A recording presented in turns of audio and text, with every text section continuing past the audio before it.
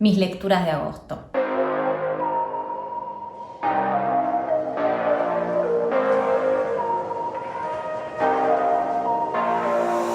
Otro mes se nos fue en agosto. No, señor, se fue agosto. Bueno, empezamos bien. Otro mes se nos fue en 2020 y les voy a compartir qué estuve leyendo este mes. Primero, cómo fui como lectora, porque siempre les digo lo mismo, no somos regulares como lectores. Entonces hay momentos donde leemos más, momentos donde leemos menos.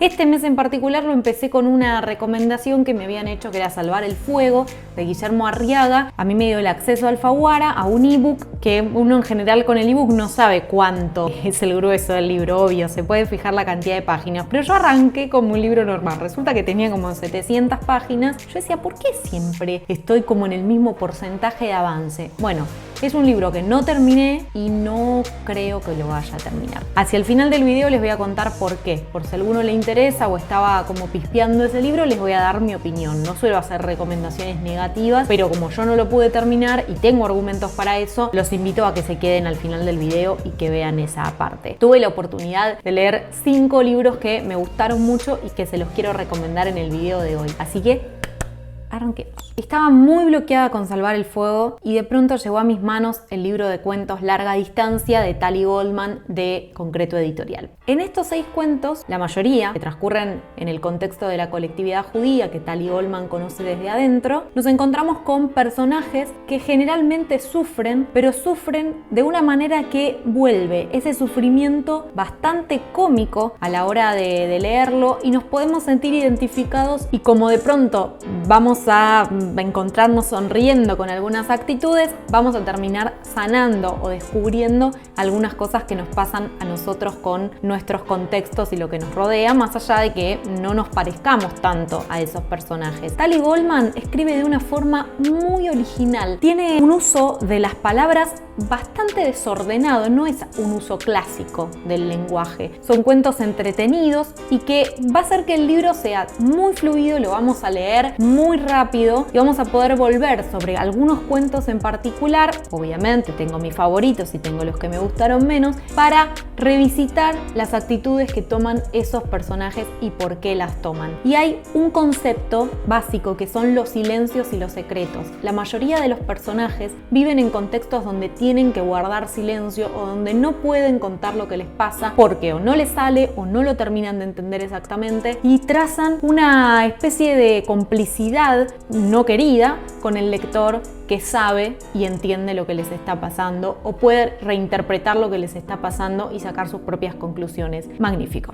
El tiempo que lleve a olvidar, de Mercedes Visordi, editado por Alto Pogo. Si fuéramos Cortázar diríamos Todos los pueblos, el pueblo. Se trata de la primera novela de Mercedes Visordi y acá el protagonista es el pueblo, que es un pueblo genérico, no importa cuál. Tiene una muy marcada idiosincrasia local de lo que sería la Pampa argentina, donde el ganado, los cultivos, estos personajes pueblerinos que se levantan al alba para ir a atender sus campos y para poder darle de comer a los animales, etc., está muy marcado. Y a lo largo de los distintos capítulos, Mercedes va describiendo algunos personajes que funcionan en el contexto de ese pueblo. No es que en un momento se describe al pueblo en particular, al contrario, cada uno de los capítulos van describiendo un personaje, por ahí más adelante en el libro se repite el nombre de ese personaje y arranca un capítulo contando su historia, pero no hay una historia en sí, una trama que vaya de A a B y nosotros tenemos que descubrir qué va a pasar o que haya un nudo. El libro es la tranquilidad. El libro es lo que pasa cuando hay una aparente tranquilidad en un pueblo. Y les pasan distintas cosas que son historias mínimas. Hay una película que se llama Historias Mínimas, si no la vieron se las recomiendo, es muy linda, tal vez con mucha idiosincrasia argentina, repito esto, porque por ahí si están en otros países no les llegue de la misma manera, pero pueden empezar como a involucrarse, ¿no? Esta es la cultura del campo argentino. No es mi libro favorito, definitivamente, pero sí me gustó mucho cómo escribe Mercedes Visordi. Y eso hace que la lectura sea un placer en sí más allá de lo que está pasando. El disfrute va a estar en el transcurso, en el viaje y no en la llegada. No importa cómo termina, no importa cómo empieza, importa lo que pasa en el durante y nuestro propio disfrute con ese uso del español. Me pongo oscura. para hablarles de 19 garras y un pájaro oscuro. El libro de cuentos de Agustina Basterrica, un libro que en realidad ella ya había publicado hace unos años a través de un sello muy pequeño y ahora Alfaguara, después del éxito de Cadáver Exquisito, se lo publica con este nombre. Es un nombre extraño, si quieren saber por qué Agustina se lo puso, les voy a dejar acá la tarjeta, donde nos encontramos con 19 cuentos que lastiman, que nos clavan las garras, que buscan movilizarnos. Escritos todos en tonos muy diferentes, no es que existe un solo narrador acá, sino que Agustina juega muchísimo con quién es la persona que narra, pero habla sobre temáticas muy oscuras y movilizantes, como pueden ser un abuso infantil, la soledad, la locura y qué hacer con eso. Son todas temáticas duras que Agustina aprovecha para narrar y describir a sus personajes, para construir a sus personajes y sus contextos. Tener este libro en la biblioteca significa visitar espacios muy oscuros y les recomiendo que lo hagan de vez en cuando, como si fuera una pildorita para ir leyendo. Estén frescos a la hora de leerlos, hay algunos que los van a movilizar un montón, creo yo. Acá hay una búsqueda que el texto no sea inocente,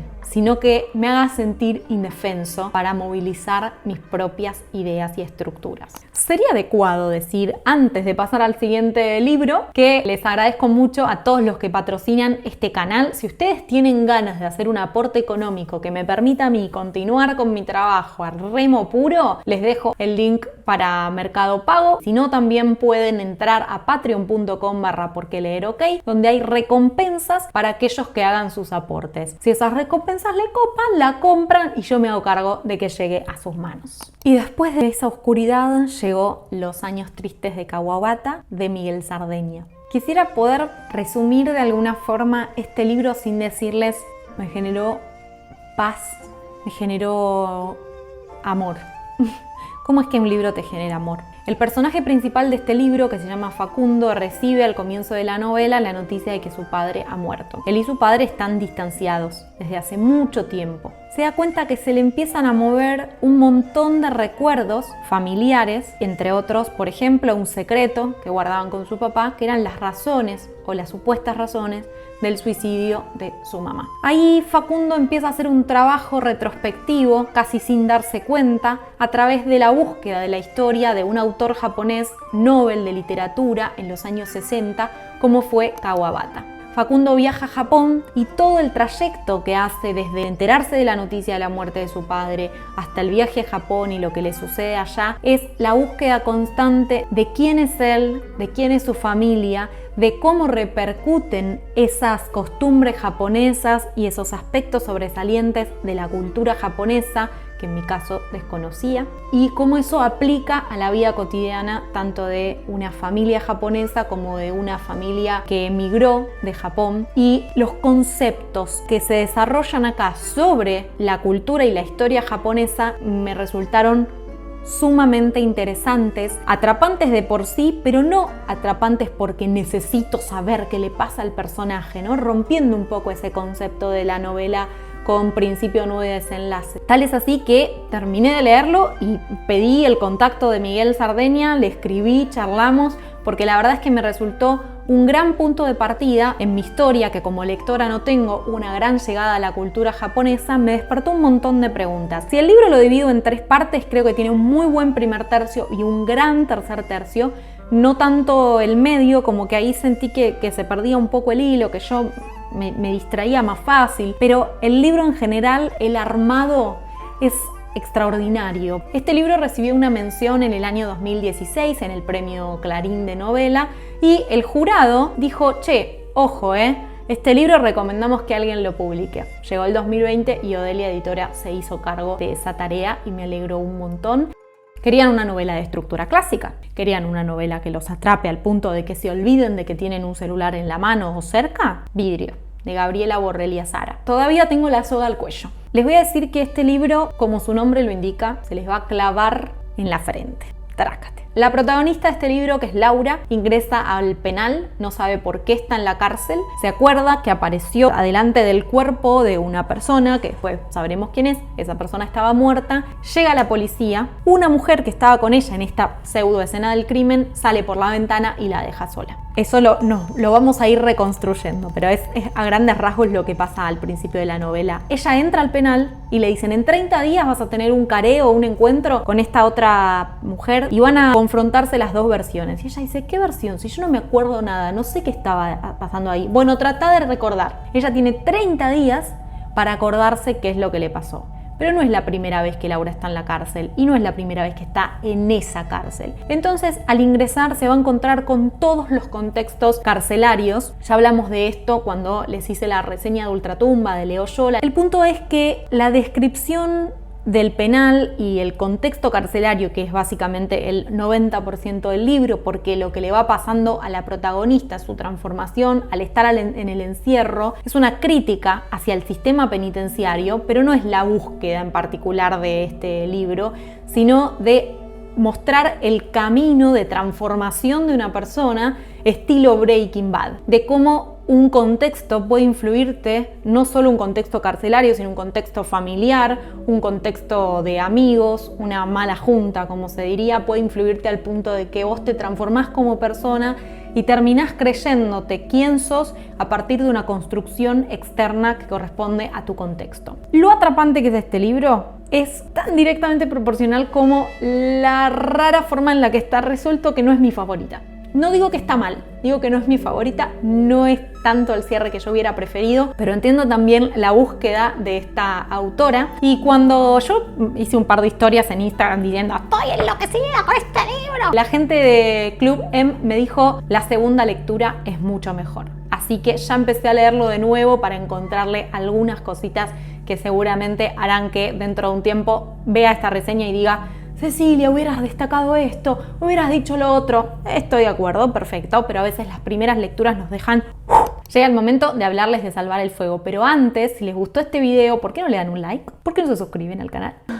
Les dije que íbamos a charlar sobre mis impresiones de Salvar el Fuego, un libro de Guillermo Arriaga, que en Twitter, en las redes, se transformó en algo muy viral. Guillermo Arriaga es un autor mexicano muy conocido, con grandes éxitos en la literatura. Está muy presente el lenguaje mexicano, que me encanta. Yo soy muy fanática de la literatura propia de un país, cuando tiene muchos modismos, porque me encanta obtener como lectora el registro de ese país. Sin embargo, no puedo dejar de reconocer que como no conozco casi todas esas palabras, tengo que frenar constantemente porque me expone a conceptos nuevos que tengo que tratar de interpretar qué quieren decir en función del contexto. Eso le pasa a cualquier persona que lee un libro escrito de una forma tan localizada. Y por eso digo, me encanta, pero en este libro es tan intensa esa localización que me costaba mucho avanzar. Dicho esto, que no es un problema, no quiero que me digan, no te entretuvo porque no entendías, no ese es el punto. Lo que quiero decir es que eso reconozco que es una falla mía por no entender todos esos conceptos, pero creo que hay un problema a la hora de construir los personajes que los vuelve muy repetitivos, los volvió poco atrapantes, en mi opinión, y sentí que el libro era más largo de lo que yo hubiera querido. Por momentos sentía que había cosas que no hacían a la trama. Me falta leer el final, me falta leer la otra mitad del libro, totalmente. Pero la experiencia del durante tiene que ser muy importante para el lector. No es solamente el a ver cómo termina. Entonces decidí dejarlo porque me estaba dando cuenta que pasaban los días, iba intercalando con otras cosas, porque sentía que, ¿qué me pasa? ¿Soy yo el problema? ¿No me estoy enganchando? ¿Por qué? Si todo el mundo lo recomienda. Hay momentos donde está muy bien, pero otros momentos donde no. Quiero que lo discutamos, quiero que lo debatamos. Yo no estoy diciendo no lo lean, les estoy compartiendo mi opinión y me siento un poco empujada a hacerlo porque compartí en las redes que estaba leyendo este libro y quería darles una explicación de por qué en este agosto no terminé Salvar el Fuego y por qué no forma parte de mis lecturas del mes. Y hasta acá llegamos, les mando un abrazo muy fuerte, hasta el próximo video y hasta la próxima lectura.